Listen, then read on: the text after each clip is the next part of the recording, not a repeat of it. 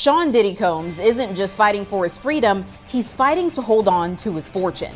Forbes now estimates his net worth is $400 million, a significant drop from the $740 million valuation just a few years ago. But that number could shrink even more. Federal prosecutors are moving to seize assets tied to the alleged criminal activity.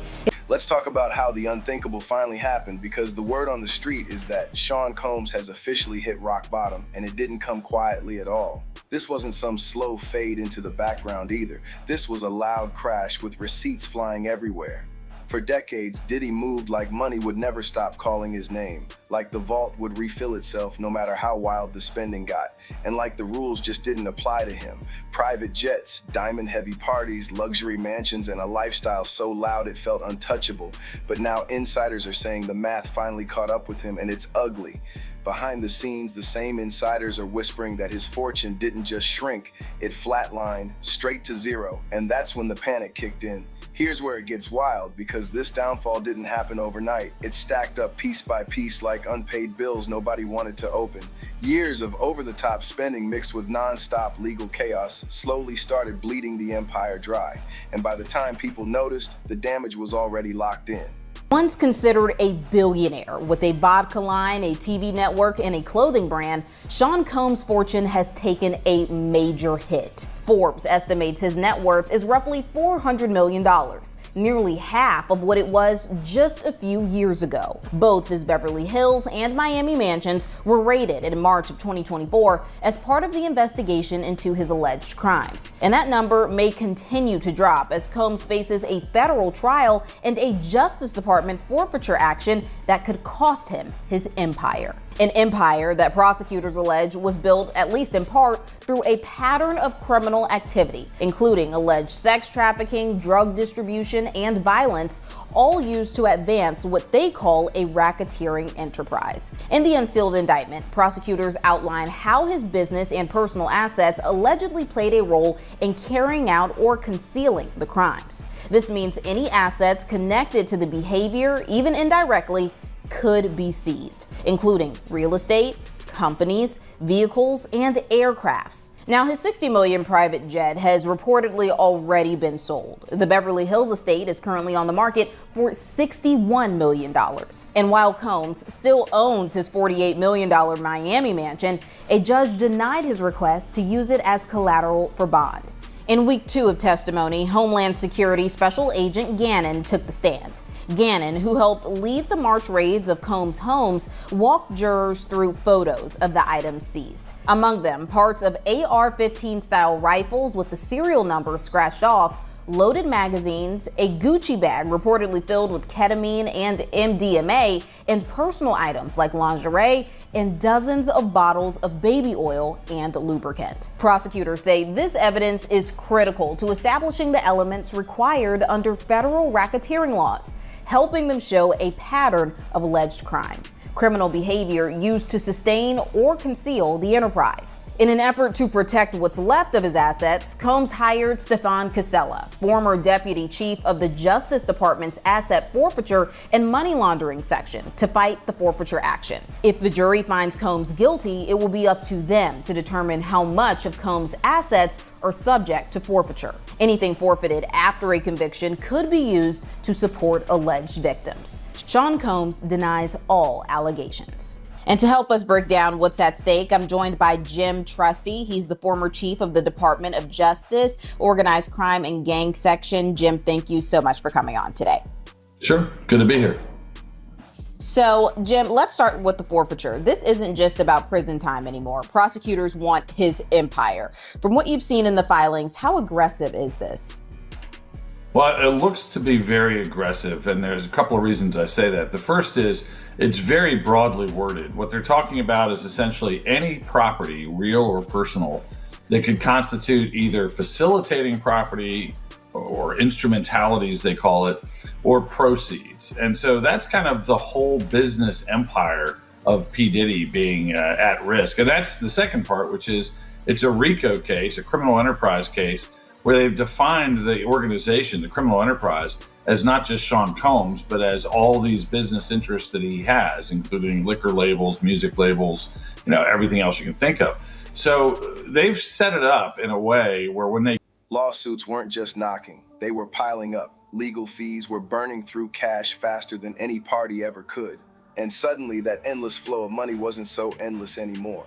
Sources close to the situation claim assets started getting frozen left and right, accounts got tangled up in investigations, and properties that once screamed power now came with warning labels attached. That kind of pressure hits different when you're used to buying your way out of silence. And don't get it twisted, this wasn't just about money disappearing, it was about control slipping away, and that's the part that really shook him.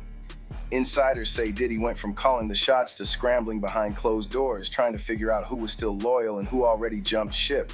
The phone stopped ringing the same way. The invites dried up and suddenly the rooms felt colder without the usual crowd hyping him up. When your brand is built on dominance and success, watching it unravel in real time messes with your head, and people close to him say the stress is written all over his face. The image of the unbothered boss started cracking, and the industry noticed. What's making this even crazier is how fast the luxury lifestyle collapsed once the money froze up.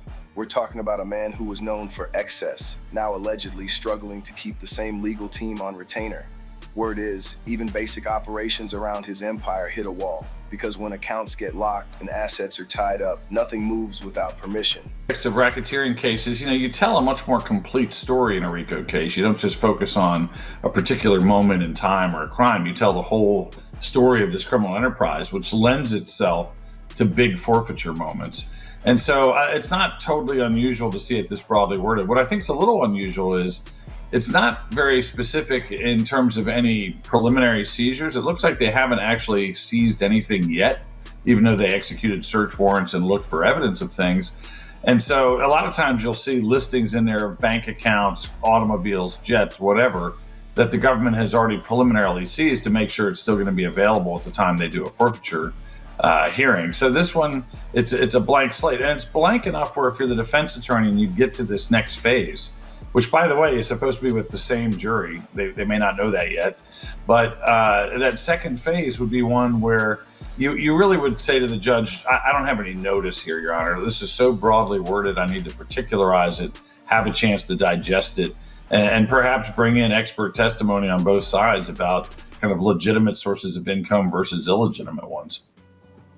And you mentioned that, they're also linking his company. So maybe that's his, record studio, or maybe that's, his vodka line. But how does something like a vodka line, how can that potentially even be mixed up with this? How can they say that that's linked to an alleged crime?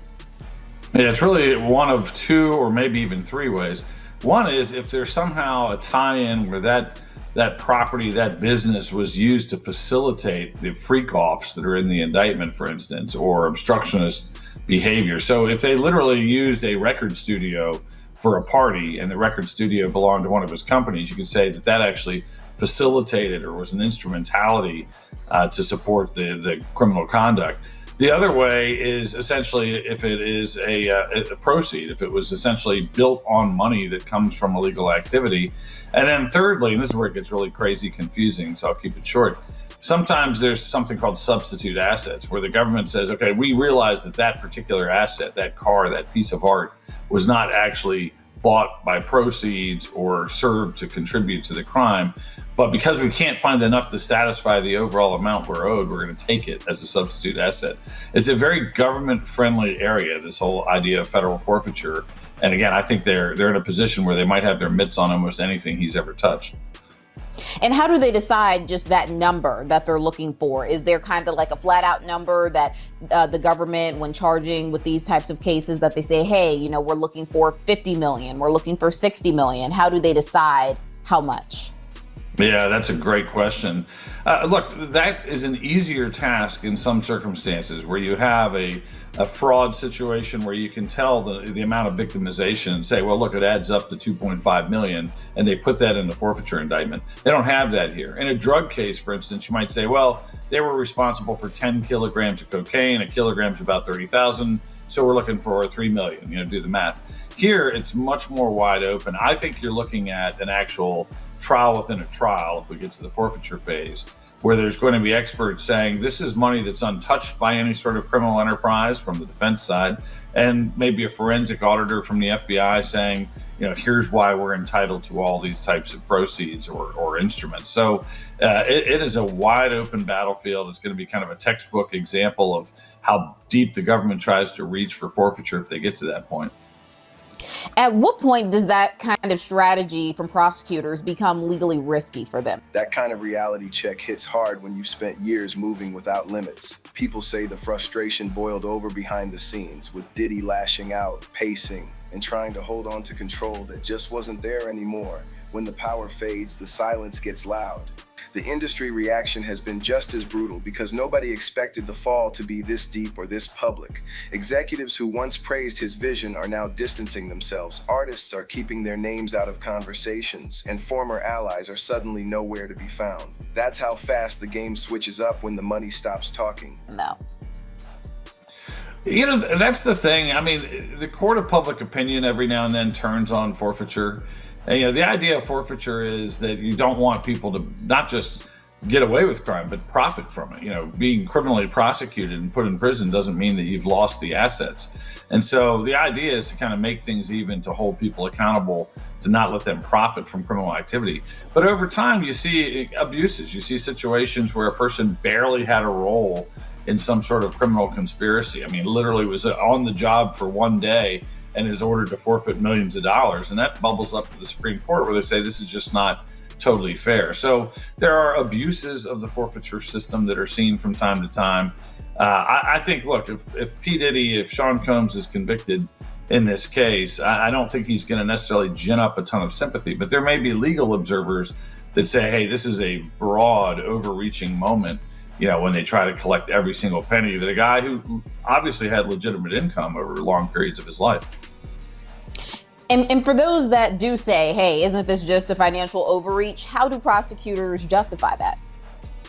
Yeah, I think they justify it by saying, in this case, they'll say, look, two things. Number one, we didn't disable him financially pre-trial. We haven't actually locked into his accounts and taken things and frozen things where it might even affect his ability to hire attorneys or hire experts. And secondly, they say, look, it's a criminal enterprise that extended for a number of years, that where he had financial profit from this kind of power and control over an enterprise.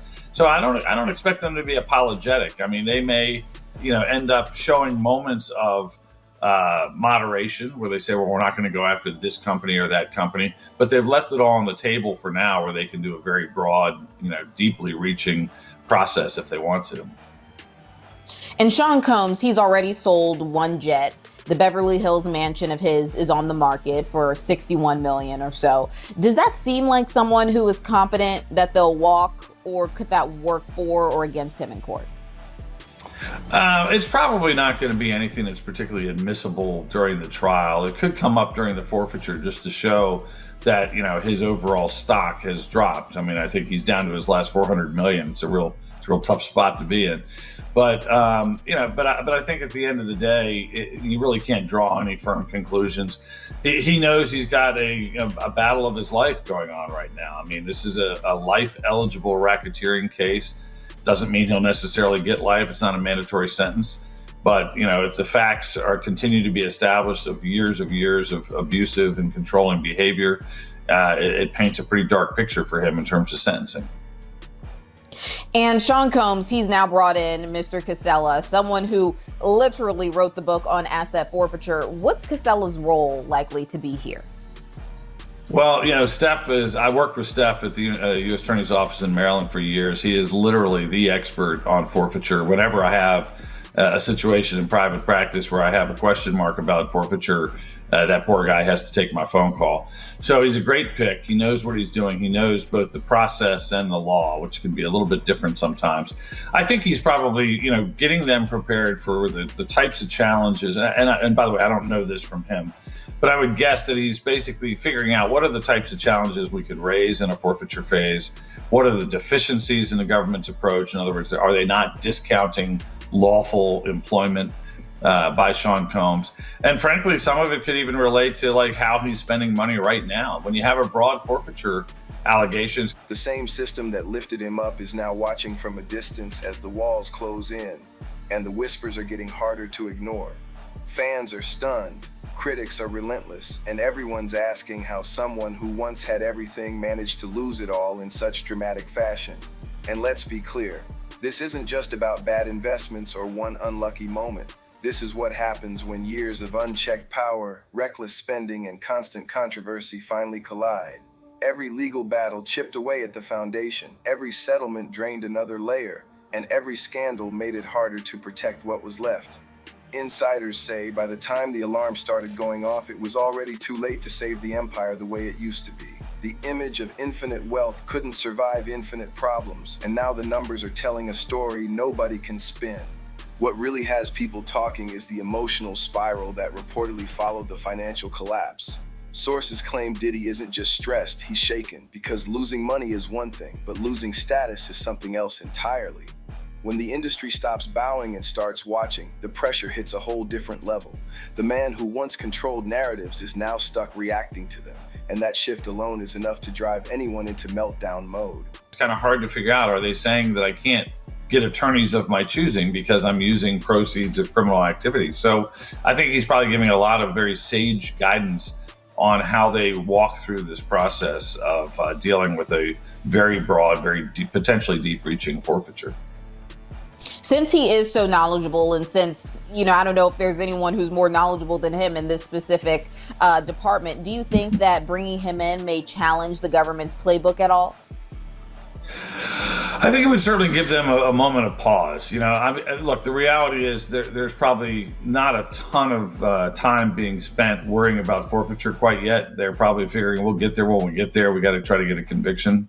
But yeah, it's a shot across the bow. You see Steph Casella lining up on the other side, and you can say this about a lot of different type of expert witnesses and things where you say, wow, that's the king of DNA or the queen of forensic fingerprint recovery. So, I think it's a shot across the bow. They'll realize that they've got somebody that really knows their stuff on the other side, but that doesn't necessarily mean they change their approach in any way at this point. And there's this idea of facilitating property, that a business or maybe an item helped enable a crime. How direct does that link need to be? Yeah, we should ask Steph. But, yeah, that's a great question. You have to be able to show, a significant link. It can't be just like this 6 steps removed kind of thing. Like there was a bottle of liquor that happened to be on the bar during one of these assaults, and he owns a liquor company, so therefore, the liquor, we can presume, facilitated the crime. You're going to have some, quantum of proof that's deeper than that. But it's very fact specific. And again, that's why I think you're probably looking, even though a lot of times forfeiture becomes a very small afterthought to a criminal trial, this one really has the potential to be a completely independent kind of mini trial, delving into his finances, delving into issues just like that, like how well connected can the government make these instrumentalities, these facilitating pieces of property. I think it's, inherently pretty difficult. But again, if you use a location, that's a little bit easier. If you say, I'm going to use my liquor company headquarters, or I'm going to use a record business studio to have one of these freak-offs, that becomes a much tougher climb for the defense to get out of it as an instrumentality. It's these kind of third time removed ones where they might have some success. And like how you said, we're not just talking about past behavior here. Prosecutors say that this was ongoing. Does that make asset recovery just a little bit easier for them? Yeah, in general, I'd say yes. Because you're talking about a period of years, and you're going to have, during these trials, you're going to have very specific stories from witnesses that say, I was there when X happened at this particular location. But you're probably going to get broad characterizations too. Like he would always, use his liquor to get people drunk before these freak-offs, or there were times where we met and discussed how we were going to do this at office X or home Y, or how planes were used. It might not be a specific moment, but he might have somebody that says, I was at the airport when his private plane brought prostitutes here. So you might not have the precision that you'd have with kind of a single event trial, but you're probably going to have pretty significant stories that, again, tie these properties into the possibility of being forfeited. How much of a role does public perception play here? I mean, have we seen the DOJ make strategic decisions based on headlines? Well, overall, sure. We could probably point to all sorts of cases that you could, I think, fairly characterize as a little bit of trophy hunting, where the Department of Justice or even non-federal. People around him say the tension is nonstop, the mood is heavy, and the confidence that once filled every room is nowhere near as loud as it used to be. This first chapter of The Downfall sets the tone for what's coming next, because hitting zero doesn't just change your bank account, it changes your entire world. The collapse of Diddy's fortune didn't just expose financial problems, it pulled back the curtain on how fragile power really is when it's built on excess and silence. And with investigations still swirling and pressure closing in from every direction, this story is far from done. Now let's get into how things spiraled even further, because once the money dried up, everything else followed right behind it, fast and unforgiving. People close to the situation say Diddy wasn't just shocked, he was furious, confused, and scrambling all at once. This crowd, and then my father was like waiting by the door, and he grabbed me, dropped me, and we fell to the floor. He said, "They got him, Jay. It's just us, man." You know, because I grew up, my father was a single father, even though my mother was very much in our lives, but he was our primary, parent. And he was so pissed, and we were in front of the gym, then we went into the library of it, and it became official. It's so awful the way you describe it. Like, I'm visualizing it happening, and I know it's not easier. And I'm wondering, in the aftermath of it, trying to make sense of what happened here. You see the response from the city officials, you see the response from the police, you see the response from the mayor when they look into it and they investigate it. What did you think of that response? What did you think of the investigation? At that time, I didn't understand. I still didn't understand what happened. I couldn't get it, and no one was really, no one was taking accountability for anything that went wrong. It seemed criminal, but it didn't go that route. It was obvious that it was overbooked because my brother died with his ticket in his pocket, and no one even ripped it. They were still selling tickets. Really? Yeah. Yep. They went in, they were waiting at the bottom of the steps. My brother's friends didn't get a chance to buy a ticket. They just got in, and there were people still outside, and you'll see that in my documentary, people holding up their ticket and they can't get in. So, but they were still selling tickets at the door, just didn't make sense. And I don't know officially, really, how it was, I guess any evidence to show that it was overbooked. It's just, in my eyes, it seemed overbooked, but I'm sure the officials figured that out. But the rumor was that it sold out a week before because the radio was really blasting it, like I said earlier, that was the place to be. Yeah, we were talking about it before. Do you have any idea why those doors were closed? The bottom of the stairs? Someone closed them, and I believe certain people said it was Jessica Rosenblum, who was at the front door, Sean potentially, but I think they were at risk of thinking people were going to rush the door anyway because they said that it's over, no one else is getting in, and people weren't having that, especially people who had tickets. So someone closed the door, and, they closed the door without understanding or, I guess, helping the people. There were about, 50 or less people in the staircase waiting to get in. Yeah. Celebrities, there were hip-hop celebrities there that were with 3 people who passed away. So they should have been in or gone through the back. LL Cool J should have went through the back. There was no, just imagine a celebrity today walking through the crowd of an event, and then they go in. Now the crowd is really excited, even more excited. Yeah. And that's the way it was. People will walk right in from the front, past the crowd, and then they won't let anyone in. and there was lack of security. Disaster. Yeah. What role do you think Sean Combs plays in this?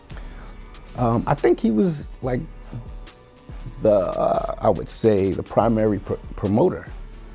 And, you know, This wasn't a quiet financial setback handled with accountants and private meetings. This was full-blown chaos playing out behind closed doors. Legal bills kept stacking up, investigators kept digging deeper, and every move he made seemed to trigger another problem. When you're used to controlling every outcome, suddenly being boxed in by paperwork, court dates, and frozen accounts hits like a punch to the chest.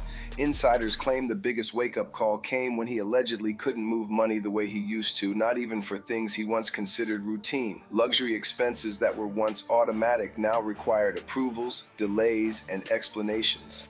Properties that symbolized dominance suddenly became liabilities, with maintenance costs, taxes, and legal complications dragging everything down even more. The lavish lifestyle that once made headlines turned into a burden overnight, and that shift reportedly pushed him into panic mode. When the illusion of endless wealth disappears, reality doesn't knock, it kicks the door down. What's even crazier is how fast the inner circle started shrinking. Folks who once stayed glued to his side suddenly became harder to reach, slower to respond. He knows how to get a crowd even then. He knows how to get people to come to a party. And I think he was a party promoter. That was his thing at that time, besides the internship label stuff he was doing. There were 10 defendants, you know, so I can't always, and this is my mother who said this, God bless her, there were 10 defendants, so you can't just point the finger directly at him, but he was the one who paid the money to Cassandra Kieran, I think that's her name, in student government, $1,200 to rent the gym. Then he just called everybody, you know, or called his friend to call his friend, celebrities, and put their names, we're gonna do a basketball game. And it sounded fun. I believe if no one passed away, it would have been a great event. Right. For $12, you know, yeah. In advance, $20 at the door, you know. What did you make of his response afterwards? He really didn't say much. Yeah. I've met him a few times, but I didn't like, he said something in a rap song that my mother was, she's in the newspaper speaking on it, but it didn't make sense, you know, because we never really heard him say he apologized for being the promoter, and being found liable. He was still like, and then he said it wasn't overbooked. He said that in an E-True story thing. And it just didn't make sense. You know, at first I was really pissed off. You know, I was young, I was a teenager trying to find my way. But then, you know, I kind of fell back with, you know, that type of thing. Just being mad at one person wasn't really the way to go. Well, you've produced this documentary series, as I said, No Way Out. What's the purpose behind it? What do you want people to remember about this? Because I'll tell you, with so much going on with Sean Combs now, on one hand, you could say things get lost, people don't remember. On the other hand, he's got a spotlight on him. People now look back a little bit of the things that he was involved in. What are you hoping with this series? What are you hoping through the years to bring more attention to this story? What's the hope? Just want to give a voice to the nine people who were killed. They were amazing people. We do a memorial every year at City College at the staircase. No one's covered it till this year that just passed. And so I started doing it. And what I wanted was just to give them a voice and just remember them, you know, understand them. So I've done a documentary. It was kind of a rough draft, and, you know, some schools used it to educate, you know, you on crowd control and stuff like that. But we're doing a part 2. And what I want is to understand, like, what did you see? You know, talk to some of the celebrities that were there, talk to some of the eyewitnesses, because it just should never happen again. Yeah. They were crushed in the staircase, like, and it wasn't just Sean's fault. It wasn't just the security's fault, it was also the people who were pushing, because they didn't know that the doors were pushing this one, actually open towards them instead of going into the gym. So there were a lot of people at the top of the stairs. And way less supportive. That's how you know the situation is real, because money used to be the glue holding everything together. Sources say meetings felt tense, conversations were short, and trust was thin as paper. The energy shifted from confidence to survival. And when that happens, everybody starts watching their own back. Loyalty gets tested hard when the empire starts cracking. The legal pressure didn't let up either, because once authorities smelled weakness, the spotlight got brighter. More questions, more subpoenas, more eyes on every move he made. Insiders say the stress wasn't just financial, it was mental, because every decision now came with consequences he couldn't dodge. The same bold attitude that once carried him through controversy started working against him, and people noticed the cracks in real time. The image of the untouchable mogul faded fast when reality took center stage. And let's talk about reputation, because that took a serious hit too. Brands that once lined up to work with him reportedly went quiet, deals stalled, and partnerships became liabilities overnight. Nobody wanted their name tied to ongoing chaos, and that isolation only made things worse. The industry has a short memory when it comes to loyalty, but a long one when it comes to controversy. Watching the doors close one by one reportedly pushed Diddy deeper into frustration, because power without support doesn't stretch very far. People close to him say the emotional swings were intense, moments of anger followed by silence, confidence followed by doubt. That kind of roller coaster takes a toll, especially when you're used to being the loudest presence in the room. The fall wasn't just financial, it was personal, because the identity he built for decades was slipping away right in front of him. When your name stops opening doors and starts raising eyebrows, the shift is impossible to ignore. What really has the internet buzzing is how symbolic this collapse feels. A man who once represented ultimate success in music and business now stands as a warning about unchecked excess and unresolved chaos. The fortune didn't just vanish, it got eaten up by years of pressure, controversy, and choices that finally came due. And while some are shocked, others say this was always inevitable, just delayed by money and influence. This chapter of the story leaves one thing clear. Hitting zero doesn't just end an era, it exposes everything that money was hiding. With investigations still unfolding and the spotlight locked in, the downfall isn't just a headline, it's a full-blown unraveling that the industry can't look away from.